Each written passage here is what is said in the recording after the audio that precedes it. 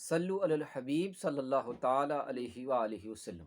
नाजरीन कराम, आज हमारा चैनल के ऊपर सिंगर गोजरी जड़ा है वे मौजूद हैं, मशहूर मारूफ जनाब परवाज स्वाथी साहब लंबेड़ी नुशहरा तो तमाम इन्होंने गुजारिश करांगा कि वे आरफाना कलाम बिचों अज अपना सैफल मुलूक जड़ो आरफ खड़ी शरीफ को बड़ो मशहूर मारूफ कलाम है वे अपना सुनावेंगा।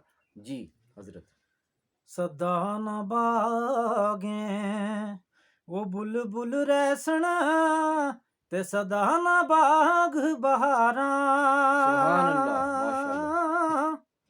वो सदा न मापे हुस्न जवानी सदा न सोबत यारा सुभान अल्लाह माशाल्लाह। ते फजल तेरे नाल ਉਹ ਲੋਏ ਤਰਦੇ ਤੇ ਪੱਟਿਆਂ ਦੇ ਸੰਗ ਰਲ ਕੇ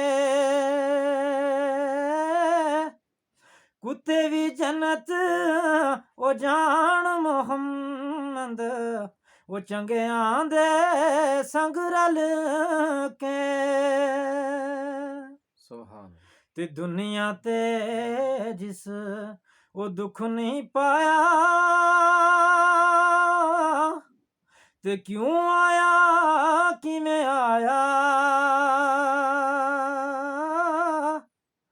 ਪੁੱਛ ਬਿਲਾਲ ਅਵੈਸ ਦੇ ਕੋਲੋਂ ਉਹ ਕਿਵੇਂ ਯਾਰ ਮਨਾਇਆ ਤੇ ਬੇਦਰਦਾਂ ਦੀ ਉਹ ਯਾਰੀ ਐਵੇਂ ਜਿਵੇਂ ਦੁਕਾਨ ਲੁਹਾਰਾ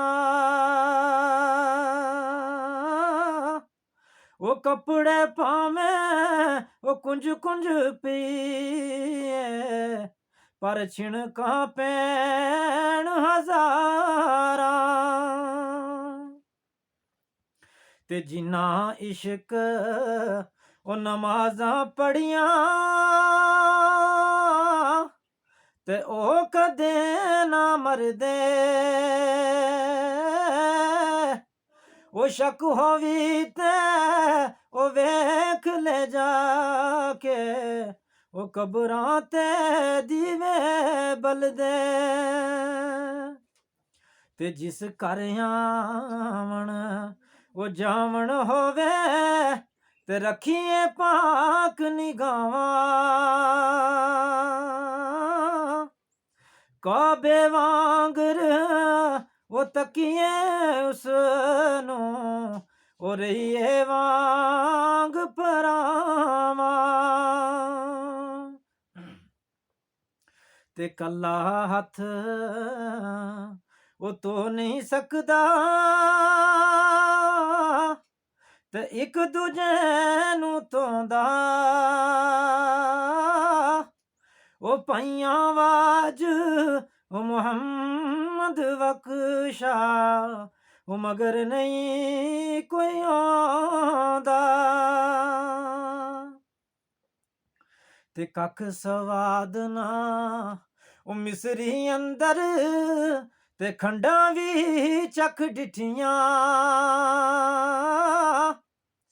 ਪਰ ਇਨ੍ਹਾਂ ਸਾਰੀਆਂ ਉਹ ਚੀਜ਼ਾਂ ਨਾਲੋਂ ਉਹ ਗੱਲਾਂ ਸੱਜਣ ਦੀਆਂ ਮਿੱਠੀਆਂ। सुभान अल्लाह। जज़ाकुमुल्लाह खैर। सल्लु अलल हबीब।